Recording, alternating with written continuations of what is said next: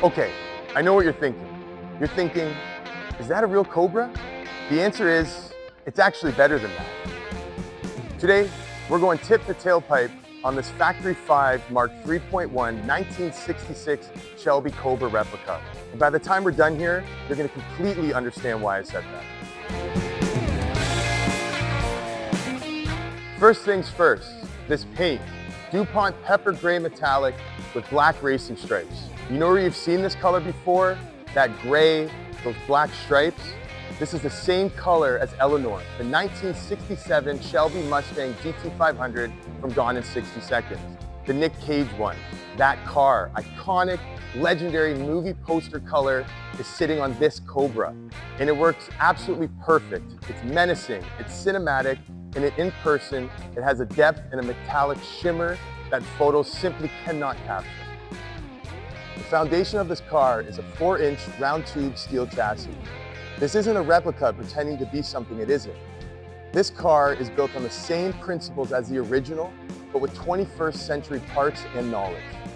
Up front, tubular suspension with koni coilover shocks. Out back, a Ford 8.8 rear end with a 3.73 gears and a limited slip differential. Also on the koni coilovers. Koni, front and rear. For those who don't know, Koni makes some of the sickest shock absorbers on the planet. This is not a budget build. Every single component choice on this car was deliberate. Pop the hood. Actually, you know what? You don't even need to pop the hood because those stainless steel exit exhaust headers tell you everything you need to know about this car. Under the bonnet is a rebuilt Ford 351 Windsor V8, over 300 horsepower. And here's where the builder made a very smart decision. The original Shelby Cobra came with a 427 FE big block, a legendary engine, no questions. But that 427 tips the scales at nearly 490 pounds fully dressed. The 351 Windsor, closer to 467 pounds. That's over 20 pounds shed right off the nose of the car that already weighs next to nothing. In a lightweight Cobra replica, every single pound matters, especially over the front axle. The 351 Windsor is also a smaller, more compact package.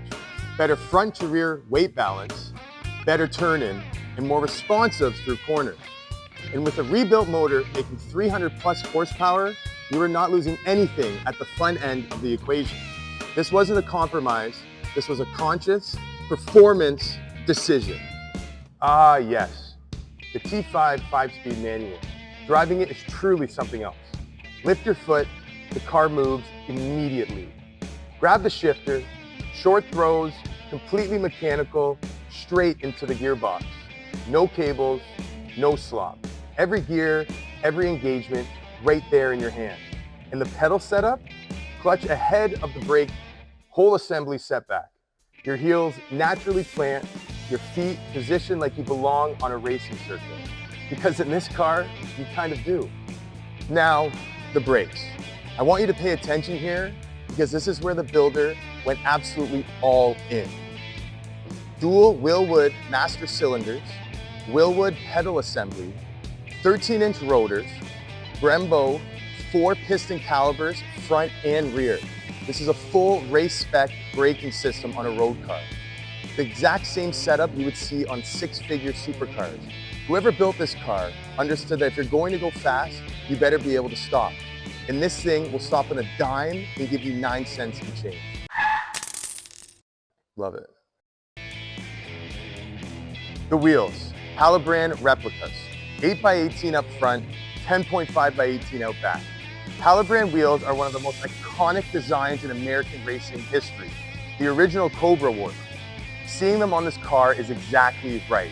Absolutely gorgeous. Old soul, modern brain, just like me. Inside, period correct gauges giving you the authentic 1960s cockpit feel. And here's a clever detail. The reverse rotation GPS speedometer.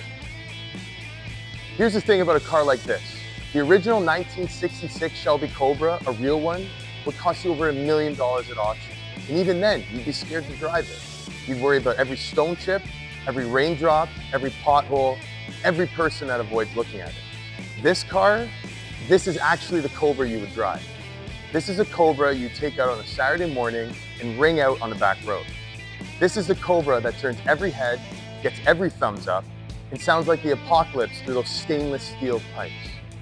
And it was built by someone who clearly loves cars, because every single component choice on this machine tells that story.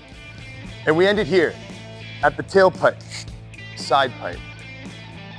Ford 351, 300 plus horsepower, Brembo 4-piston brakes all around, Koni coilovers, Halbrand wheels, 335 wide rear rubber, pepper gray, stainless steel pipes.